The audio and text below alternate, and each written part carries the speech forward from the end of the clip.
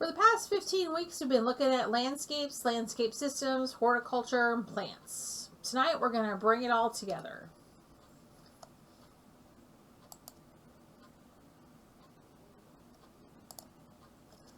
We're going to look at and take everything that you've learned and figure out how to find the connection between what we've learned in the class and your landscape.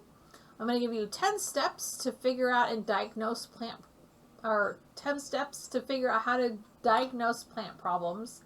Understand the difference between biotic and abiotic plant problems. And then we're going to practice all of this as we move into putting it all together.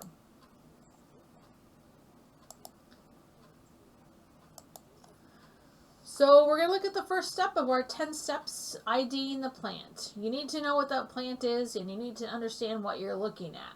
We have lots of different resources that we've talked about over the past 16 weeks. You can use any of those, but one of the best things to know is what is normal for that plant. One thing that we've really stressed about learning and understanding plants is understanding those families and getting to know those families. Remember, most of the families, the management is all going to be very similar within all plants of those families, so you're going to understand that. You're going to know that everything within those families, the pests, the growth development, crop rotation, is all going to be very similar. We've also looked at leaf structure, whether it be the margins, the anatomy, how it attaches, the leaf structure. All of that has been ways that we've said that you can ID plants.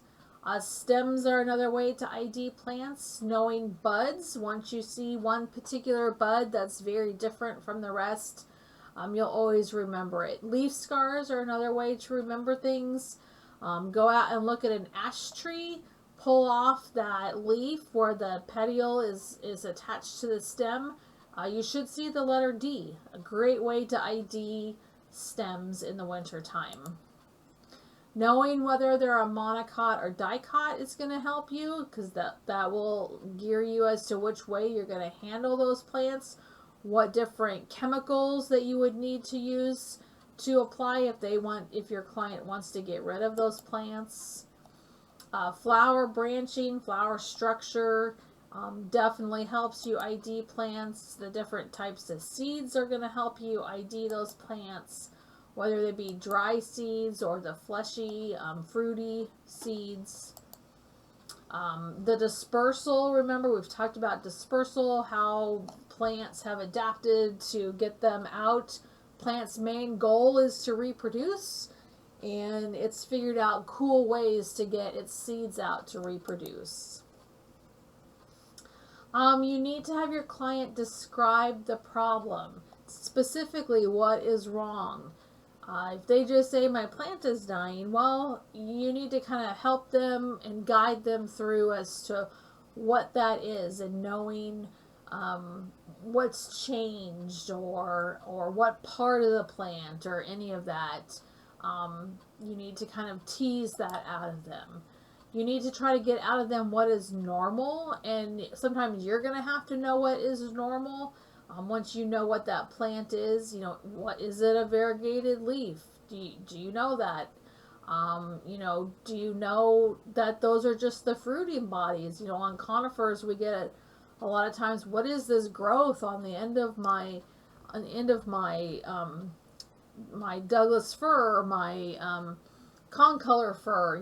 Well, that's just the new growth, and that's going to be a new pine cone at the end. So knowing that is very important. Reviewing the cultural practices of what they've been doing. If you are at their location, do you see some footpaths where people are walking? Is there maybe some compacted soil?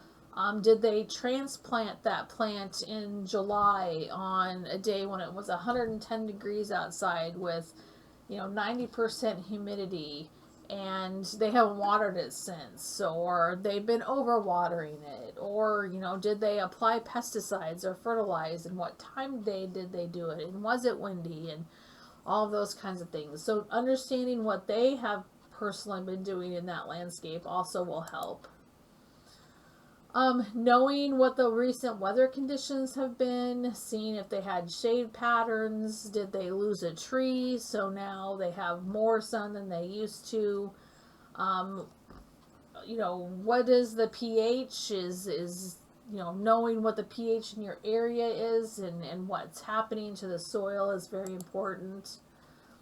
Looking specifically for pests and pathogen issues is very important. Do you see physical evidence of any kinds of insects eating on them, slime, egg casings? Do you see the sparkle from the honeydew, from the aphids? Do you see the mushrooms from, the roots of a tree that's been gone for 5 years starting to decompose in the turf? So looking for those is very important, and kind of teasing that out and knowing what that is good to know and to help guide your client to the right answer.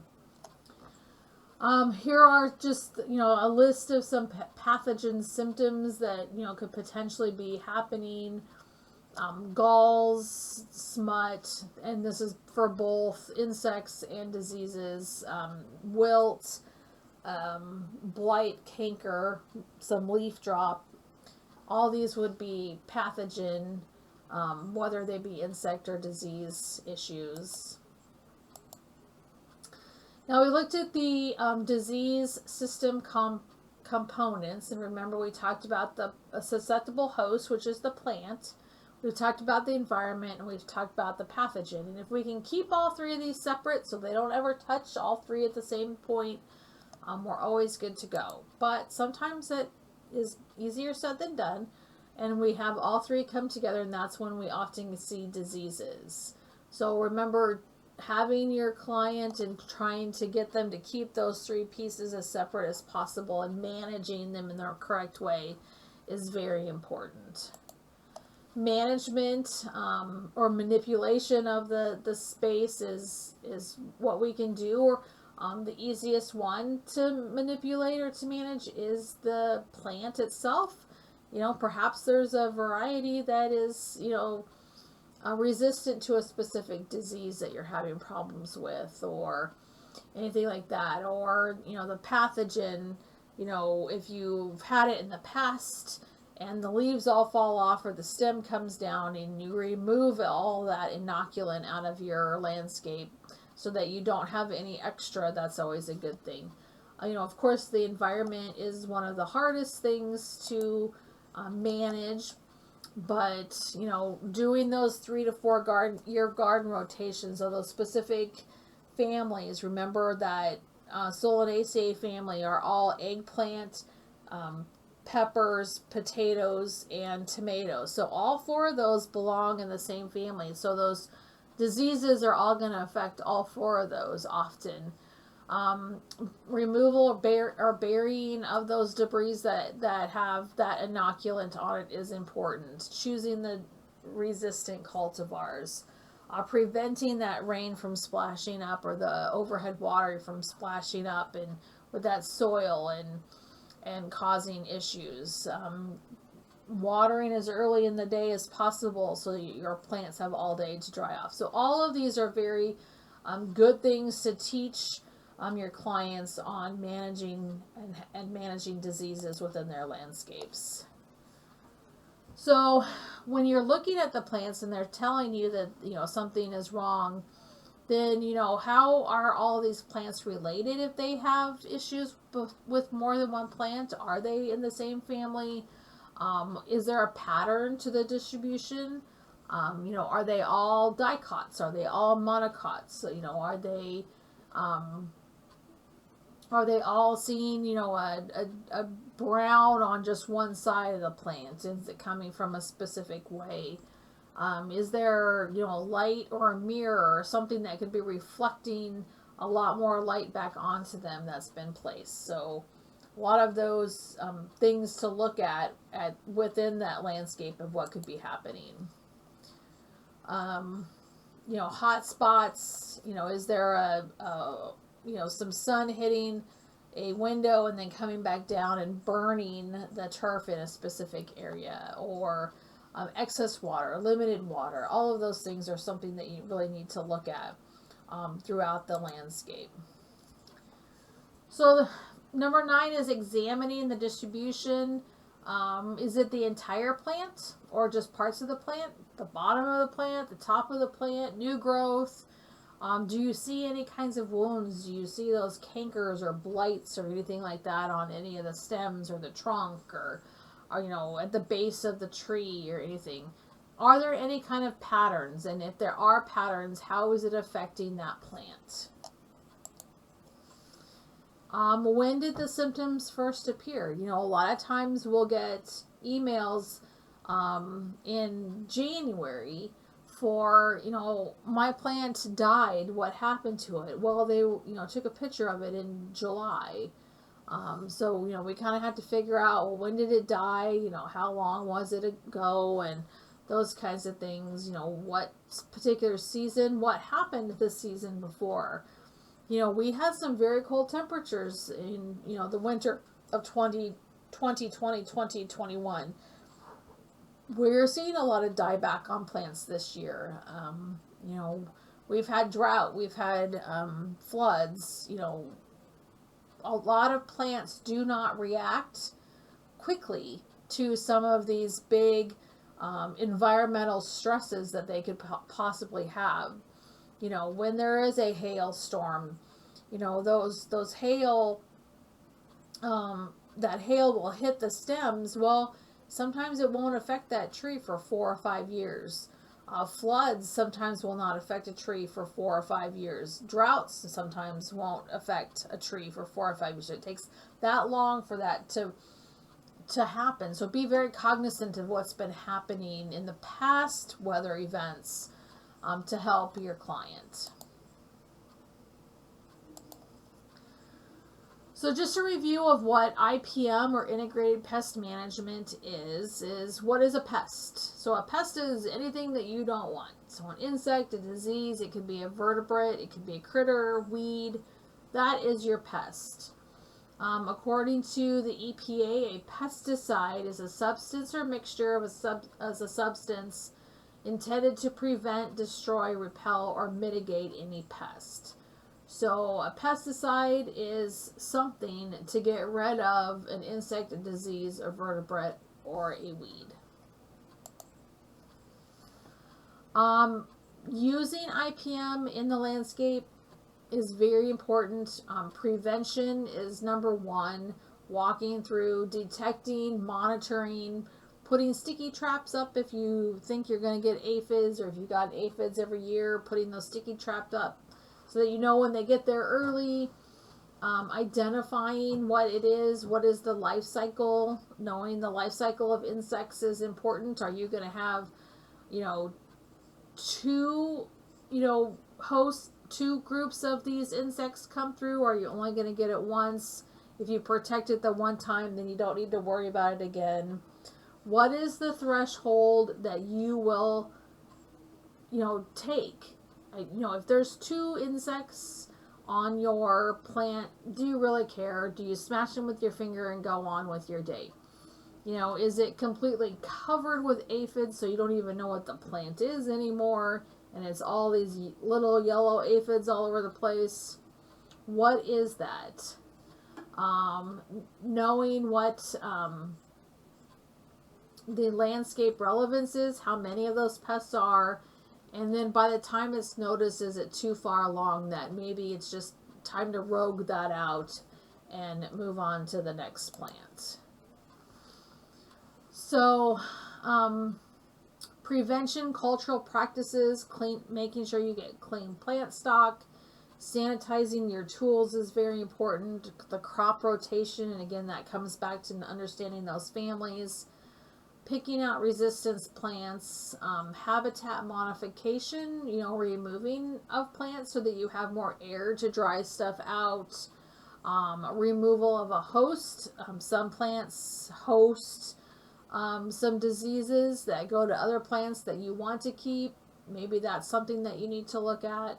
The physical barriers, what is that you have that's physically blocking some air that could be moving, or the sun, or something like that. Treatments, you have mechanical treatments, so trapping or picking. You have natural enemies you could potentially get. Knowing what the egg cases of praying mantids look like, knowing what the juvenile looks like for ladybugs. They do not look like little baby ladybugs, do not look like adult ladybugs. So knowing what those look like, those are natural biologicals that will help eat the bad guys out of your landscape. Knowing what those chemicals are, going with biologicals, botanicals, or soaps. So moving from least to most for treatment wise is very important in IPM.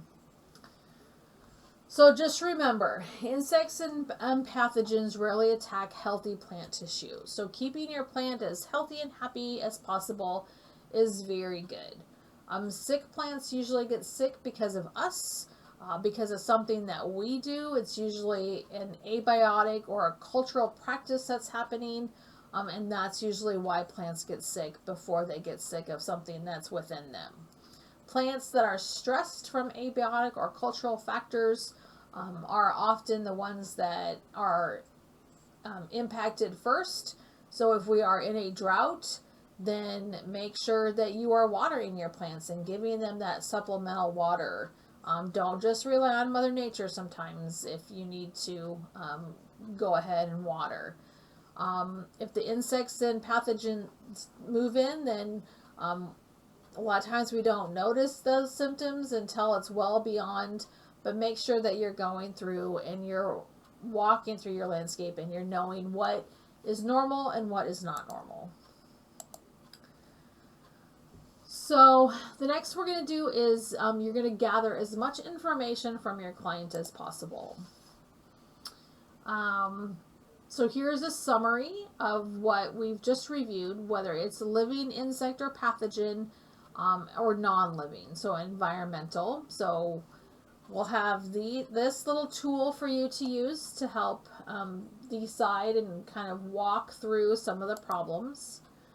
Looking for good resources is always very important. So if you're doing online searches, use Google and look for sources that end in edu, gov, or org. Those are much more reliable than the .com things. A lot of these will have the science to back it. Is that source coming from a university? Then universities are usually much more non-biased. If it's coming from a specific company, then look at what that company is. There are some companies out there that will give you good advice. There are other companies that are basically just trying to sell something to you. Is it one thing? Is that site doing one thing, or is it talking about multiple different things? And if it's too good to be true, probably is. If you're going to submit a sample, here is the list of what you need to do to submit the sample to send into the diagnostic lab. If you have exhausted all of your resources and you don't know what else it is, then you are very welcome to send it into the diagnostic lab. There is a fee to it, but this would be your next step if you cannot figure out what it is that what's wrong with your clients or your plants. If you are collecting insect samples, there's a specific guideline that you can do. If you are taking pictures, make sure that you take good pictures. Make sure that you get the leaf pattern, opposite, alternate, the margins. Try to make sure that when you're zooming in, get the insect. Don't get the, don't have the camera focus in on the leaf instead of the insect. Look at the picture. We all work with digital cameras now. It doesn't cost us anything. You can take a couple pictures if need be. Make sure that you have nice lighting that will help highlight what you're taking a picture of. Use a scale. Put either a coin or a ruler in there so we can tell how big or small it is. There are lots of micro lenses that you can put on your phones that will help with some of these too, if you're interested. So now we're going to do group work. So you will be receiving some actual questions that come in for us to identify and to help answer clients' questions. So here are the 10 steps that you'll need. You will also have a much more in-depth 10 steps that you will have that's also in Google Classroom that you can use to kind of help guide you to figure out exactly what you need to do and what you need to ask. And we will be working on this next week, so good luck.